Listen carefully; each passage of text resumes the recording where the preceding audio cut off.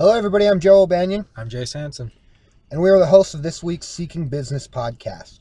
This week, we interviewed Heidi Harwood, who is the owner of the City Club and Brewskis on Ogden's historic 25th Street. In this podcast, we are trying to interview business owners and entrepreneurs and gather their keys to success and what it takes to start a business. Jace, what were some of your key takeaways from this podcast? I really liked what she said about starting small and keeping with something that you can handle, but also not being afraid to get started and get yourself out there. Yeah, that's awesome. And I think my key takeaway was her work ethic and how she is so willing to get down and dirty with her employees and make sure that they're not doing anything that she won't do. And I think that just highlights how hard she's worked to get to where she is now. Yep, she's very successful. Well, thanks guys for listening. Please share this with your friends. Please subscribe to the YouTube channel. Get this around so that we can continue to make content for everybody. Thanks again for listening, and we're going to get into it now. Hi, everybody. I'm Joe O'Banion. I'm Jace Hansen. And we are on the Seeking Business podcast. Today, we're here with Heidi Harwood, who's the owner of City Club and Brewskis on the historic 25th Street. She started these businesses 27 years ago, and we're very excited to be able to sit down and talk with her and kind of pick her brain. So, Heidi, you gave us your mission statement, which was you work as hard as the people who work with you. Do you mind kind of going through what that means to you and where you kind of came up with that from? Well, I put myself through college doing exactly what I do now. I was a bartender, a cocktail waitress, a server, a cook, and I learned that with the people I worked with, it always worked better if everybody was doing the same thing, if we were all working for the same goal. And that's what I do with my employees. I feed them, I work alongside them, they work for me.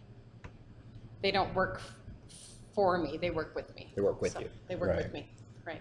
So one thing that I love as we're starting this podcast is goal is a huge buzzword that all the people that we want to interview use. What are some goals that you guys like to do on a daily basis and what's your way of achieving those? Well, goals for us is to be as consistent as we always have been in the bar business in Utah, and I should say social club. That's what we are. We do things differently. We feed people. We have great kitchens, and that's what we do different. Mm-hmm. So Joe says you guys have the best chicken wings around. You do. We have the best chicken wings anywhere. I will fight anybody on that fact. There you go. People can have a drink anywhere, but we really try to do our burgers and our wings and our things that go differently. And escalate those. Yeah. Awesome. Yeah. Okay, so we both sent you some questions. Mm-hmm. Yep. Jace, do you want to go ahead and start off there? Sure. I think the first thing that I want to ask is, do you prefer to handle things more of like a hands-on type of technique, or do you like to be more behind the scenes and just kind of why on either one of those? I'm hands-on. Okay. I handle my employees hands-on. They all know me. I'm not down here at night. I'm down here during the day. Right. My customers, I handle hands-on. If I get a complaint online, or if I get a complaint, in the ranks, or we have trouble with a customer, then I take care of it hands-on. Right. I think that's great. And I think that kind of shows in your mission statement. You want to be involved. It wasn't enough for you just to start it and then walk away, right? Oh, no. You wanted it to be your thing. It's my thing, because I got my teaching degree, decided I really hated that. Yeah. Okay. And then I decided to babysit all these people downtown. Right. And it's been fun. Well, do you feel like that even though you got a degree in something that you didn't really end up wanting to do, has that degree helped you in this? Oh, my goodness. Getting through college, university, whatever it is, that puts you on top of the pile. Right. Mm-hmm. And then you get to decide what you do. Now, you can either work for somebody who wants a degree, right, or you can just decide that you're going to do it yourself. And I'm the oldest of 4 kids. I was always in charge, and I've always been in charge, so I'm still in charge. Right, definitely. I'm still in charge, yeah, of all my employees and my customers and all that, so, yeah. Okay, awesome. I think that's good. my question would be, how long did it take from you first having the idea of I want to start a social club? And how long did it take you from you had the idea, how long did it take you to act on that idea? Okay, I got out of college and I finished finally in 1988. I graduated high school 78, finished college 88, met my partner in 85, and he said, what do you want to do really? And I said, well, I want to finish college, and then I want to, I want a small kitchen in a bar. Okay. And so he and I decided we were going to save our money, which we did, and we opened the City Club in 1991, excuse me. Finished college in 1988, opened this in 1991. Right. I think it's good. I like that you started small with something that you can handle yourself, and it's something attainable. Well, I cooked. I mean, I started all my kitchens. I started my kitchen at City Club. Mm-hmm. I was the only one that I learned how to cook, bartend, cocktail through college. I went to Sun Valley as a kid, kind of a younger adult, learned how to cook up there, and came back, and I really knew what I was doing. I did know what I was doing. So you kind of fell in love with that kind of stuff, and that was the reason it was like, okay, I'm gonna find a way to really make a living at it. I'm gonna find a way to do this. Okay. Yes. Awesome. So did you buy your space first? Did you rent your space first? How did that go about? We leased the space, which is upstairs here in this beautiful building. Leased the space, and I was cooking. Bill was bartending. We were working. I had Sean working for me. My sister Holly worked for me the first year.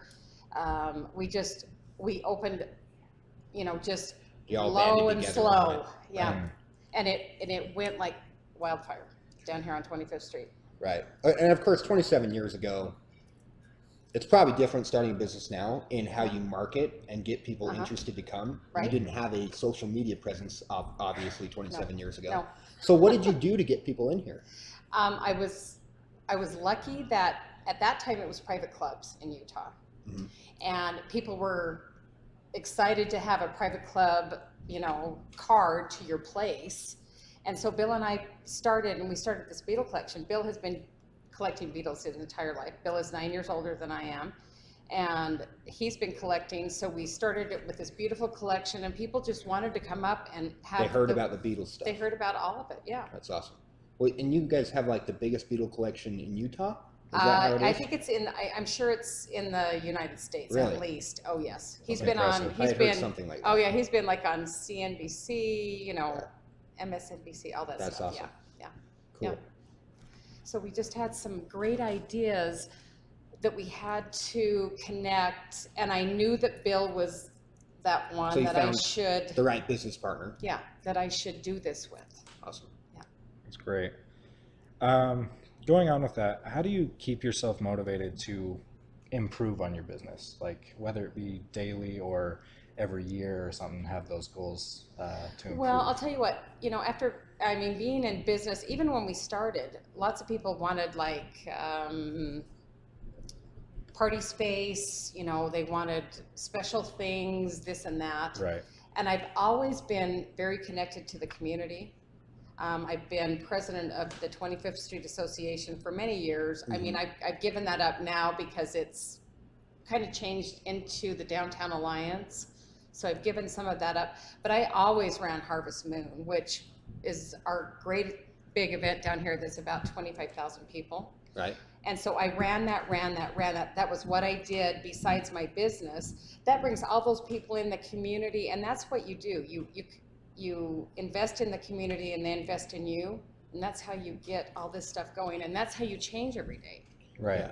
So you're motivated by your customers pretty much. Oh, absolutely. And by making sure you serve them I mean, I'm properly setting Christmas parties right now, Right. and we're almost full, I mean, it's just down here I do parties, upstairs I do parties, on the west side of Brewskis, I just have a lot of people that depend on me, and I depend on them, and that has been a really great part. But getting involved with the community is the biggest thing that changes my life every day. It does. Great. It does. Okay, and you kind of answered this question before, but it was what strategy did you use to get started, and what were your first steps? Okay, so I believe my biggest strategy was to be competitive, to change the way a club went in a private club at that time. And that meant doing food really well, doing something different, because honestly, you don't have to serve, I mean, you have to serve food, but it doesn't have to be anything great. And I just decided I was going to do great food. You're going to do something great. I'm going to do food that I use in my kitchen at home, the cheese, the meat, the whatever. So is this your wing recipe? Yes, it's all my recipes. Yes. Okay. Yes. I just assumed you hired some crazy Oh, no. chef to come up with your wing recipe. Me. It's all you. Okay. Well, it's from all my cooking experience. I plucked the things that were so good, and I learned how to combine items, and that's how it went. I think that's awesome. I know I definitely would stick around more for the food than drinks. Yeah. Well, there you go. I mean, that's what I mean that, you know, and that's what we do. I really want to be different, and I am so different from any social club in Utah. Do you think that's helped you as a social club in Utah?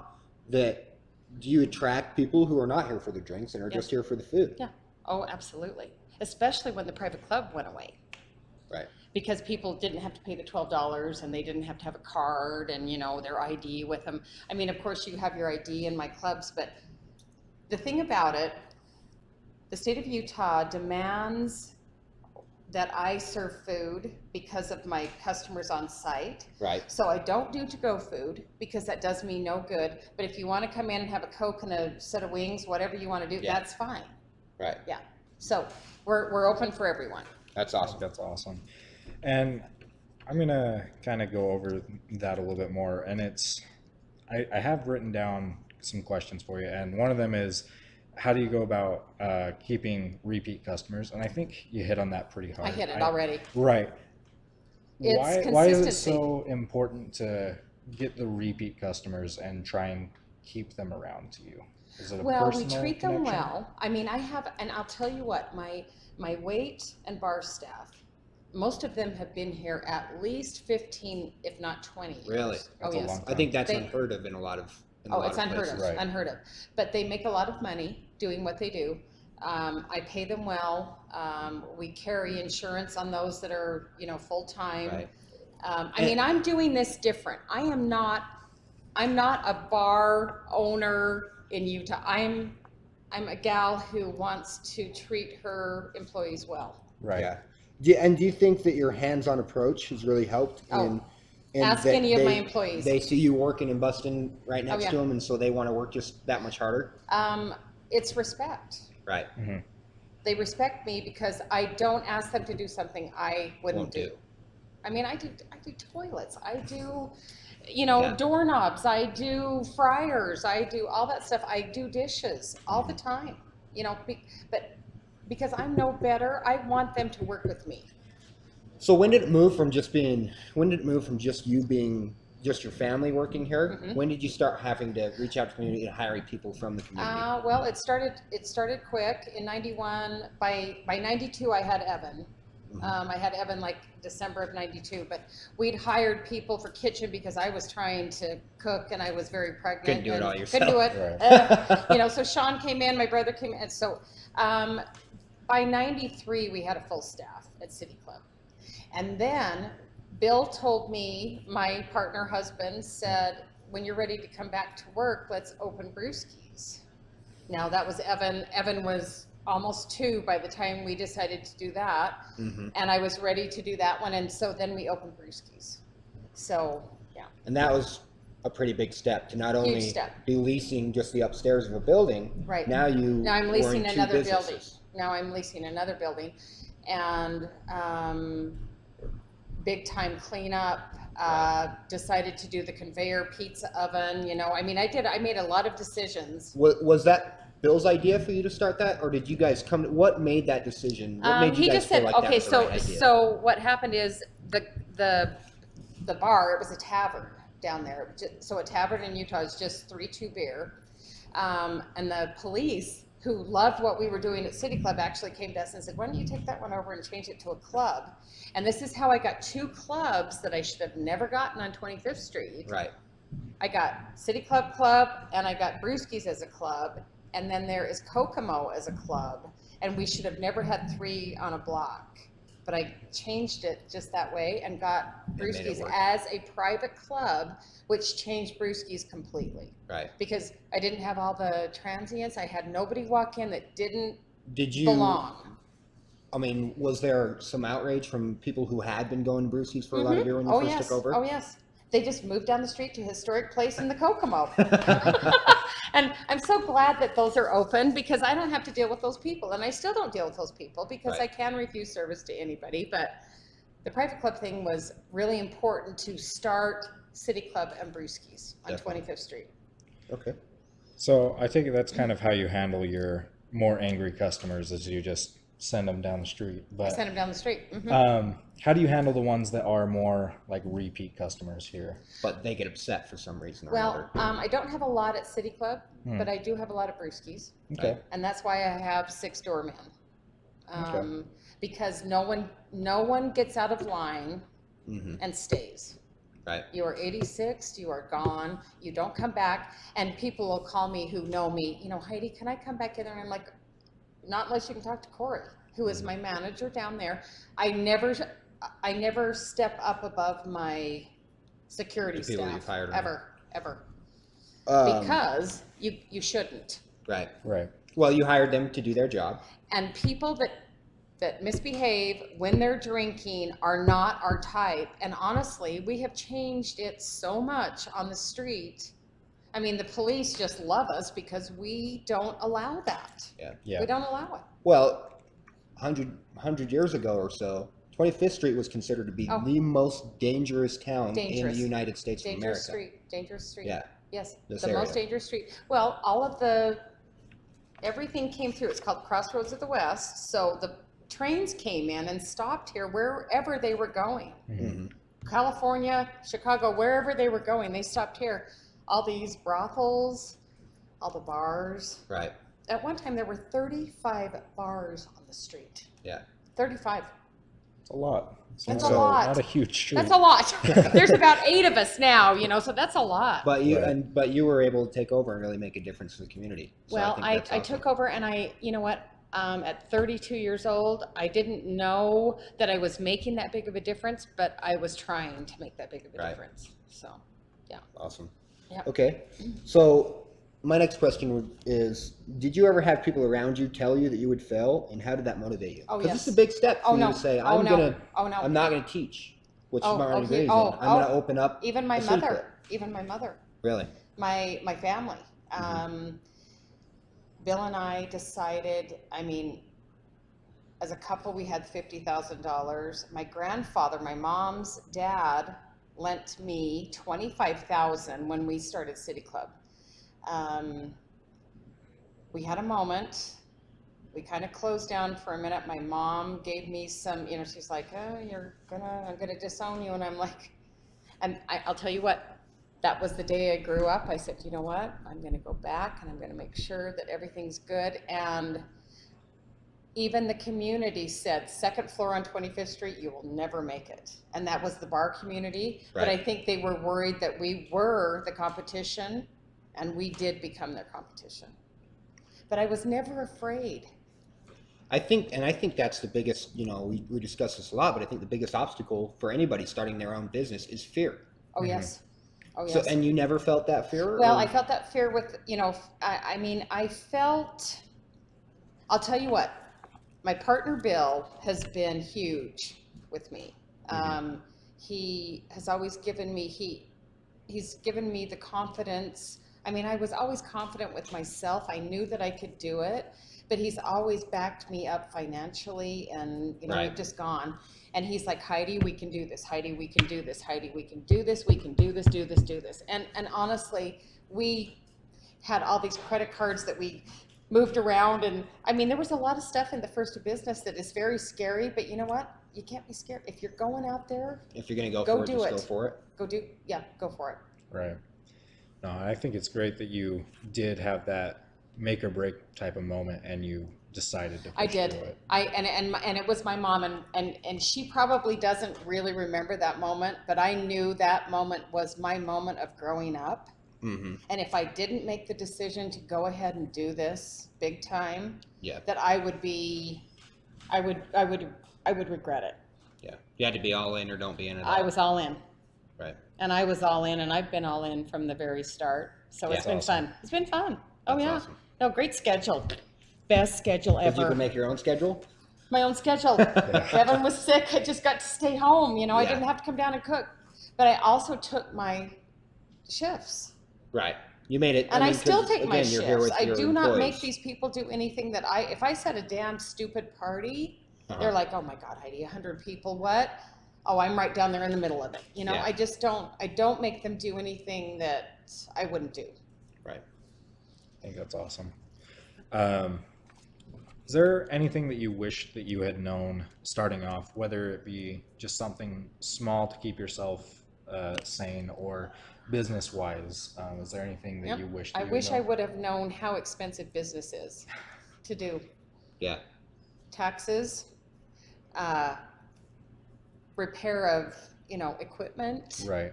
I mean, if I actually put that on paper, I would probably just be so scared. Mhm. Yeah.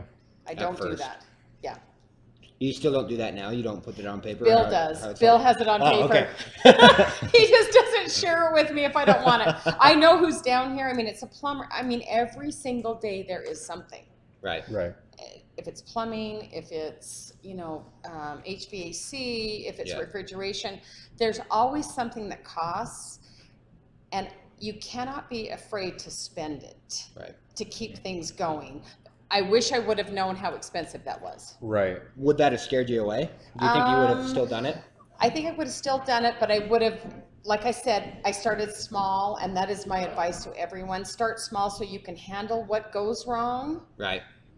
and then expand as I mean, Bill and I got to the point where, we don't run anything on like 14 days, 21 days. Everything's paid as it comes in, I see.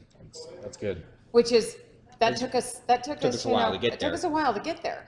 But, I mean, my HVAC guy, I should just put him on payroll. Seriously. Do you know how old this building is? This building is 1898. Yeah. So there's going to be a lot of Oh, upkeep. we did a lot of updates, but at the same time, so it's things like, I know it's just your inside stuff. I mean, it's your fans, your hoods, your fryers, your Everything you know, need for a kitchen. And, everything The- you need. Yeah. Kitchen equipment's not cheap. It's not cheap, and then to keep it, that's what I would have, if anybody had told me, I might have been scared. I might have, Right. but I'm not scared anymore because I know I can pay for it.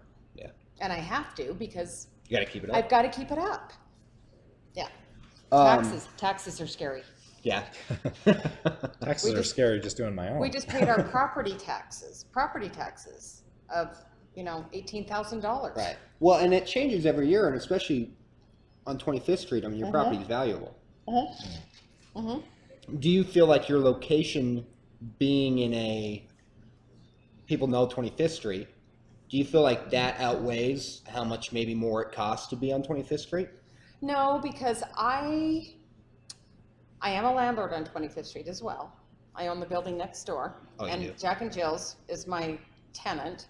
I've not raised their rent because I want people to stay.